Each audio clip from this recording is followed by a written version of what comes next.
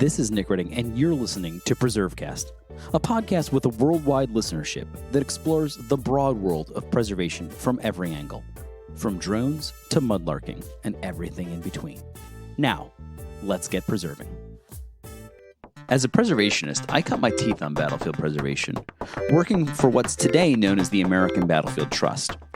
I led an effort there, back about 10 years ago, to defeat a proposed Gettysburg casino, so the idea of how we preserve and protect hallowed battlefields has always interested me. That's why when I heard about a controversial proposal to build a so-called D-Day land, I knew we had a good fit. And so on this week's PreserveCast, we're heading to the bocage country to talk about heritage preservation with a French twist. This is Nick Redding, and you're listening to PreserveCast. And today we're very excited to be talking with two individuals from France, all about Normandy, D-Day, the history and legacy of these places, and a pretty controversial proposal for building something that both of the individuals we'll be talking with are opposed to, along with a number of other people in that community. And so we're speaking with Maxi Crossa, who lives in Normandy, and we'll be speaking with her about that. And we're also speaking with Gayle Tischberek, who is an American, but is living and has lived in France for many, many years. And so we're going to be talking with both of them about this project and sort of the legacy of something that is so important to not only the French people, but to the British people and certainly to the American people. So, but before we do that, it would be nice to know a little bit more about both of you, and also your role in this project and how you got involved in preservation and fighting against this particular proposal. And we'll talk about this proposal. But to start, we want to get to know you a little bit. So maybe, Maxi, we could talk with you first. Where did you grow up? When did you get interested in history? And what is your role in this current effort? I grew up in the south of Western Germany in an American occupation zone near to the French zone. And I came to France in 1979, where I'm still living now with a French passport. And I felt since every time living in history, because all Saturday evenings talks about war and post-war period. We got a lot of care packages. I still have remains of that.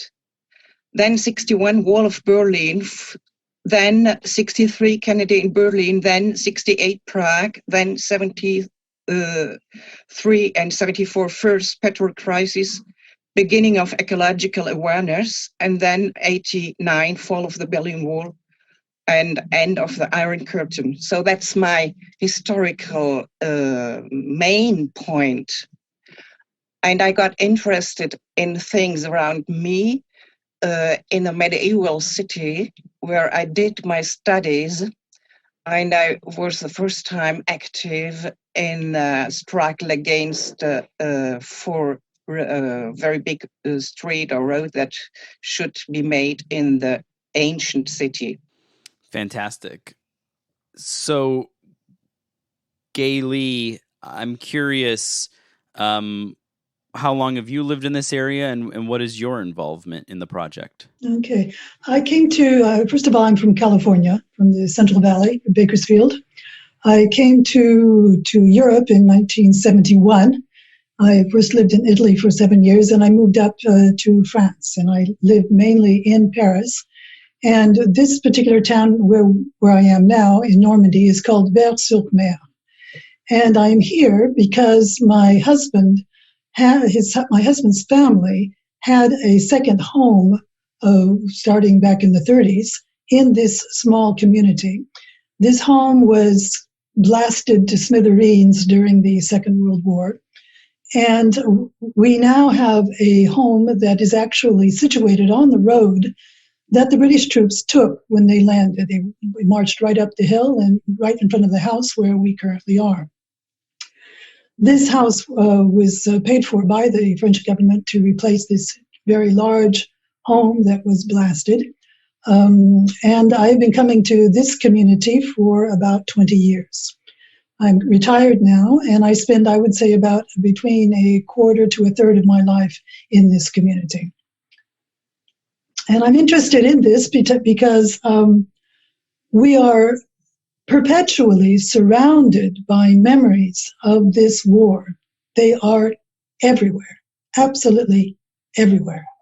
And just any more of this is just much too much. And so I'm stepping up to protest. We have too much. Interesting. Well, I mean, I think we'll dive right into this topic because it hasn't gotten a lot of press in the United States, and I think it should, and I'm glad that we're able to bring this story to our listeners. So, I mean, Normandy, D-Day, the bocage, these places, these terms, it holds a very special place in the hearts and minds of many Americans, myself included.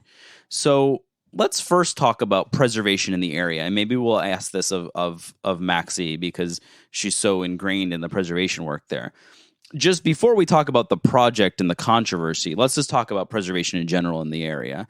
Are there rules and guidelines which protect this place? And I suppose as a follow-up, are you losing things? Is there I mean, beyond this controversy, are there preservation challenges? What does preservation look like in the Normandy region? Perhaps firstly, the preservation rules. I tried this morning to call administrations in order to know if there are special rules to preserve the landings, the landing beaches, and I didn't get good answers. So I can give a typical Norman answer. Yes, there are protections, and no, there are no protections. Yes, so because we have a lot of cemeteries, and all the cemeteries are sponsored and administrated by the national cemetery administrations. That's the first protection. Then other things like German installations are not protected, are going lost slowly. Or French state gives money there where French state hopes to have tourists. Maybe German batteries in Longue, they will make millions to build them, to entertain it, in order to keep tourists there. Then the littoral or the coast are generally protected by the Coastal Conservatory. That's a public administrative establishment of the state, placed under the supervision of the minister responsible for the protection of nature. But it's nothing special for landing sites or battlefields. And then the third point, we have natural parks or preserved regions, but authorities tend not to respect that. So it's very mixed. And if we lose any resources, yes, we do. We lose farmhouses because we lose farms because of difficulties to maintain small farms. The farmers don't earn enough money. That's partially the consequence of European agricultural politics and subventions. We lose landscapes, yes. I think we have similar problems in Maryland and in Normandy because we have erosion of cliff lines and submergence of coast parts. We have two important artificialization roads, extension of villages, commercial centers, secondary residences. And we lose churches because they are generally communal properties, and communities don't give much money with the argument, we are a secular nation or a secular state, so we don't like or so they want to give a lot of money. That's the problem. Yeah, I mean, it's interesting. There's a lot of similarities in the challenges between our two nations, although I think a lot of people would imagine that a place so hallowed and so important as Normandy would have profound protection, and what you're describing is sort of a patchwork of that. And maybe this is a good way to sort of segue into this conversation about, and I can't even believe that they call it this, D-Day land. But let's talk about this proposal. First we'll go with Maxi, and then I want to get Gailey's opinion on this as a resident of this area. What is maybe Maxi, you can lay this out for us first. What is the proposal? What actually are they proposing? Where would it be constructed? And we'll talk about why you're opposed to it, but what are the basics of this proposal? What would it actually look like if it were built? The basics are that the president of our region wants to have an event, a touristic attraction, in order to retain tourists for some days more in the region. On a 40-hectare site, a 40-year style village or town would be built with military vehicles, London buses, and so on. Several huge hangars would be placed one after the other and used as performance halls. Visitors would arrive at the site from a train station and would be seated on a mobile grandstands built to accommodate around 700 spectators. The said grandstands would move forward, taking them from hangar to hangar for a total of 700 or 1,000 meters. Within the halls would be video projections and troupe of actors who will play the heroes of that era. That's a citation of a press of the 17th September. And from March until the end of October, the show would be staged 6 times a day. On top of all this, there would be local products for sale. From January to July 2020, there were only mercantile arguments to hear. Then, in view of the growing opposition, there was some effort or some attempt to give an ethic, moral touch to the project. And they begin to call it transmission of the remembrance or transmission of duty of remembrance. That's not very honest. But I have to rectify one thing.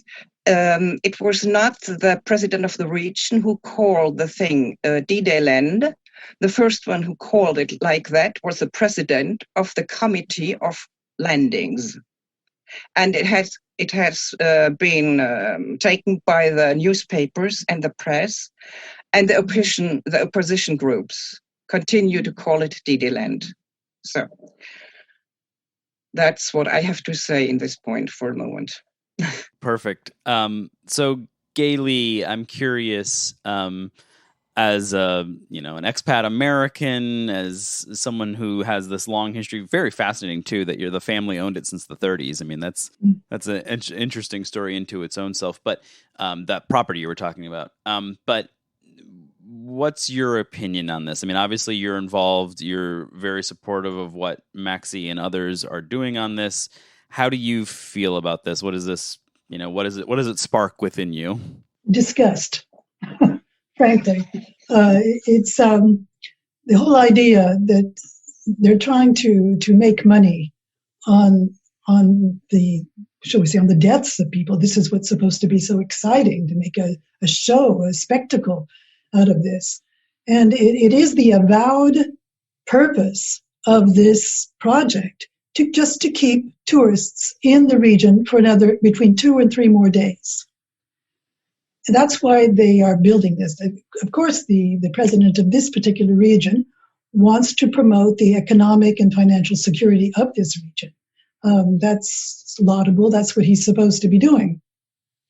But they've made a mistake on how they're going to go about that. I don't feel that this is at all respectful for anybody concerned.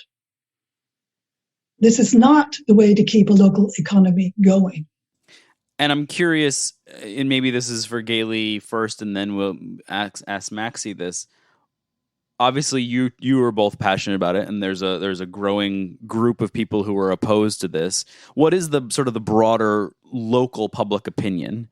Do you think that your voice and your perspective is representative of that? Are there people who say, this is good, it's good for the region, we need to make more money? I'm sure that there's some of those, but what would you say the general opinion is about something like this? Well, I think that Maxi will be able to give you a better idea because she lives here on a permanent basis. However, in the time that I am here and that I talk to people about this, I get everything from A to Z. There are some people who say, well, yeah, however we can make some money, however we can get some things going in this region, that's fair game. But of the people I speak to, that's by far the minority. The majority of people are shocked, very shocked. Maxi, would you agree with that? Do you sort of the opinions Yes. all over the place, but most people are opposed? Most people are opposed, included the youngsters. The youngsters don't like this project. Perhaps sometimes their first reactions, that would be great. But when you begin to explain what that means, they understand. And some understand directly without explanation. So it's interesting. I don't think neither of you know this, but I cut my teeth as a preservationist working in battlefield preservation here in the United States. And one of the fights I led was to prevent the building of a casino at the Gettysburg battlefield. Oh. So there's no end to bad ideas. You guys have not cornered the market on bad ideas. We have a host of bad ideas here as well, and it seems like someone is always trying to make a buck on this. And the question I have for you is, even though the idea of a Gettysburg casino is so repulsive, it very well could have happened if there wasn't opposition. And so I'm curious, what's the latest on the project, Maxi? Is it possible that this still happens? Has the pandemic and COVID slowed it down? When would there be a decision made on whether or not this will move forward? Who makes that decision? So in October 20, there was the first and only public representation of the project. And there the promoters told that they would take 1 year to write the scenario. And since that evening, we don't have any news about the project, exactly about the project of the spectacle. We have sometimes some news of the mayor of the town of Carentan in La Manche, who wants to have this project in his town. Yes, you can't understand. And it's projected on a past American military hospital and past German prisoners camp of German prisoners, and in a regional park. So we hear sometimes things about administrative acts going on in order to buy or to try to buy the area, but nothing very concrete. The opposition is growing. We have now a list of opposition groups that makes veterans still alive, French veterans still alive. We are looking for American veterans still alive. That would be great. British veterans still alive and living in Normandy. We have several veterans associations who are against essentially British veterans organizations. We have the Association of Resistant Fighters, French resistant fighters, who are opposed. We have more than 27 signatures from an online petition made by a group in the north of Paris. But that's we're not sure that that will be enough. We have the members of the committees. Now there are 5 committees. All the political groups in opposition to Mr. Morin, to the president of the region, are opposed to the project. There are presidents of associations who are sponsoring graves and things like that who are opposed. A lot of individuals, the Coastal Forces Veterans Association, the Polar Bears Association, the British associations, deputies are opposed. And now about 500 signatures of an open letter made up by our 5 committees. And these people represent about more than 5,000 or 6,000 people, because they're signatures of associations. And we have to support of former of associations of concentration camps. And that's very precious.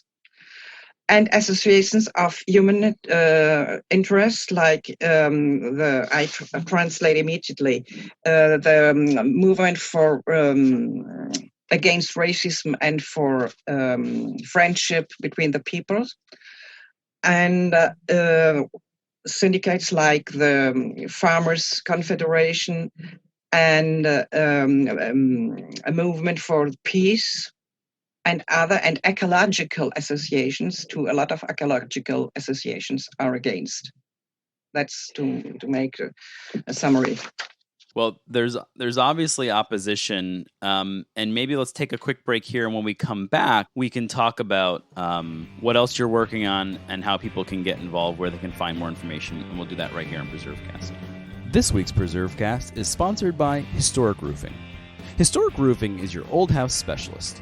They're a small, family-run company of master craftsmen providing clients with consultations and expertise in restoration, maintenance, and repair in the lost arts and crafts of slate, tile, and architectural metal roofing since 1990. Historic Roofing has saved many prominent buildings in the Washington metropolitan area. To learn more about Historic Roofing's many services, visit historicroofingcompany.com, or better yet, give us a call at 410-741-0572. They'd love to discuss the history of your building and what its history holds. We want to thank Oliver Pluff & Company for sponsoring today's episode of PreserveCast.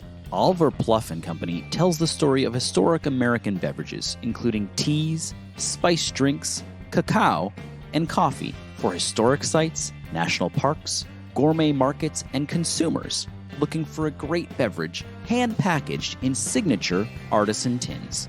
To enjoy a cup of history and learn more about what Oliver Pluff & Company offers, please visit oliverpluff.com.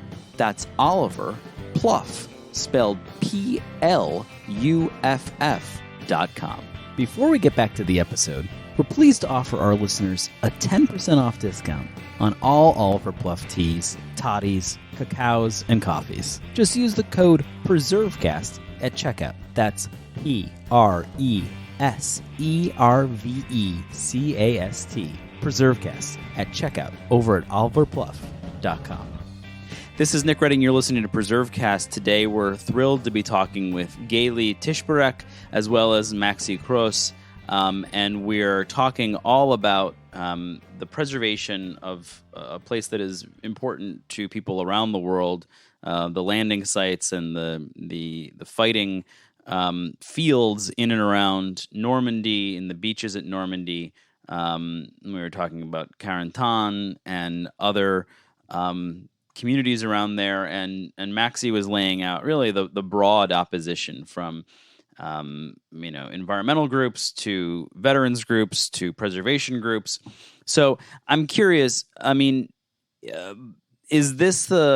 there established preservation organizations like yours that are working on other issues, or is this the primary issue right now? What else is going on with respect to preservation in Normandy? Oh, that's a huge question.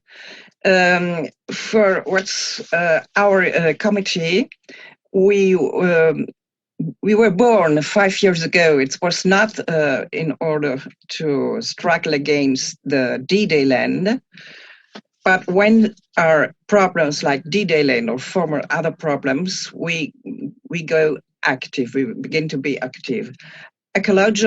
Ecological associations are active around, without this D-Day. They took in D-Day because they're fighting for ecological preservation and for fighting against climate change and so on.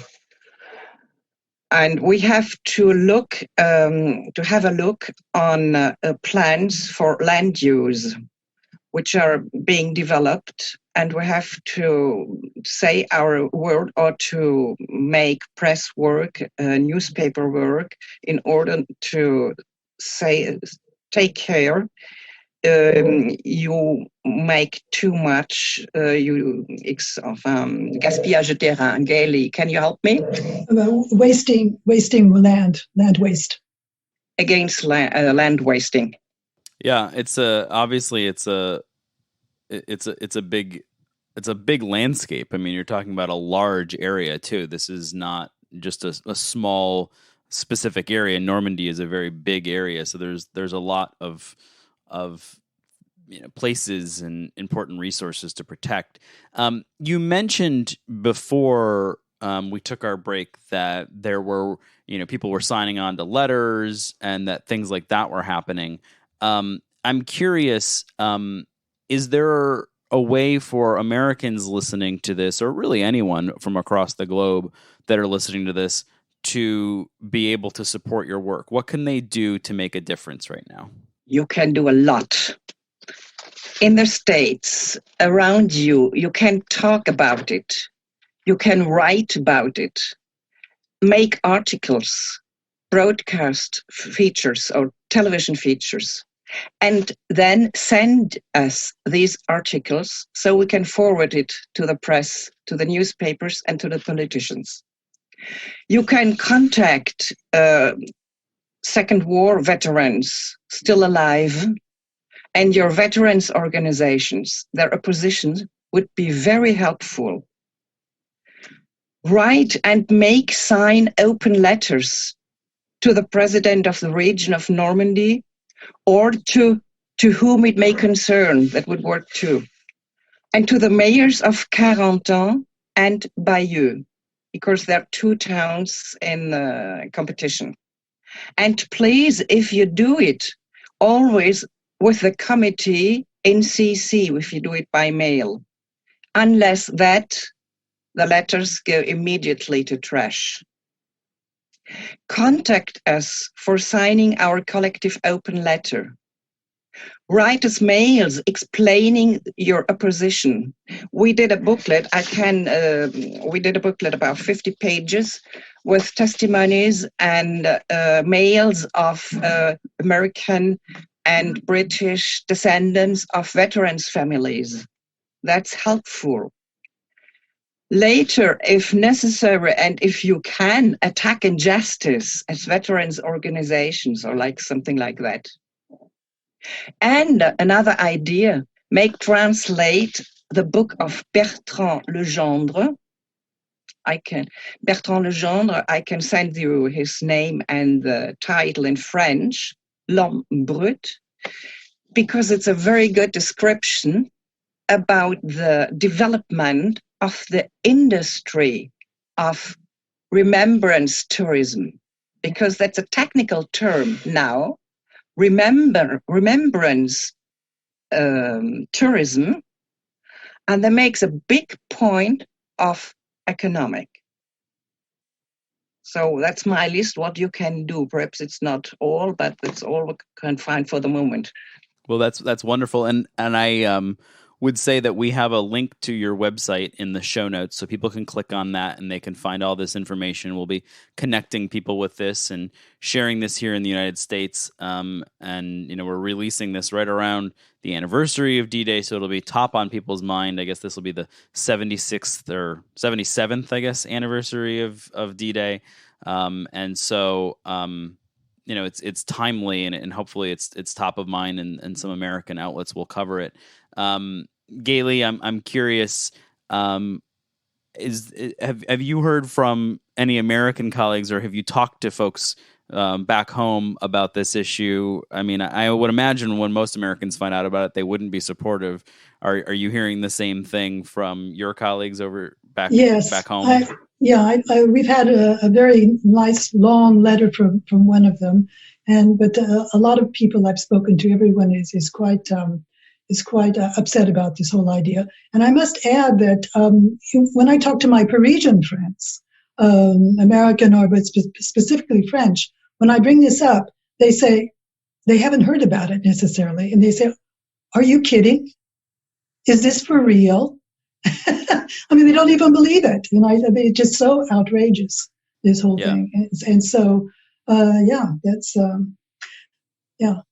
And one thing that also is, I think, interesting to know is that the people who are who are promoting this particular project, when in their counterattack to those of us who don't want to see this happen, we are often accused of trying to sabotage their election possibilities, as if we were all in agreement about who we're voting for. They're probably everybody who is opposing this votes in very different ways. In fact, we've never even discussed politics.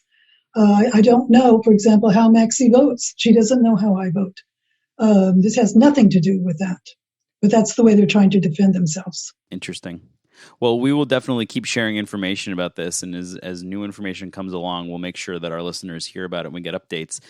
Before we leave, this is a question we ask anybody who comes on PreserveCast, and we'll say that you don't have to say the Normandy bocage country or the D-Day landings, because we know you love those places. But if you had to pick a favorite historic site, what might it be? And we'll go with Maxie first.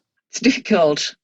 So I am living in here, so it's not my favorite place because I'm living here. I can't talk about it. But for me, the most interesting in my own life and in my own history is Berlin, because a symbol for war and after war and all what happened after the war.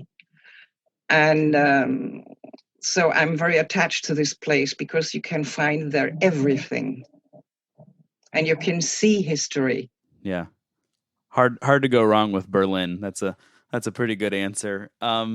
Gailey, I'm curious. You've been all over the world. I'm sure it's going to be tough. Well, I'm very attached to historical sites in Rome, Italy, where I lived. However, I would say that the most moving site was actually in Verdun, World War I. My grandfather, who was American, was actually fighting here in Europe for World War I. And he was a scout at 16 years old, as a matter of fact. And that was very, very moving. And there was no show, there's no spectacle, there's no play. It's a cemetery. And you see where these villages were, then there's nothing left. That's moving. You don't need to have a show. I think that's a fantastic way to end the conversation. What a good final statement, and a connection to a historic place, and also a statement on everything that you guys are working against. You have my full support, and I definitely appreciate you guys joining us today, and look forward to hearing from you, and look forward to hearing that you've defeated this proposal. So thank you for joining us. Thank you. Thank you. Thanks for listening to PreserveCast. To dig deeper into this episode's story, head over to PreserveCast.org for show notes and our collection of previous episodes. Don't forget to engage with this podcast by subscribing, commenting, and leaving a review. Follow along on Instagram, Twitter, and Facebook at PreserveCast for even more. PreserveCast is currently recorded in Walkersville, Maryland, and sponsored by the 1772 Foundation, and powered by Preservation Maryland. Thanks for listening, and keep on preserving.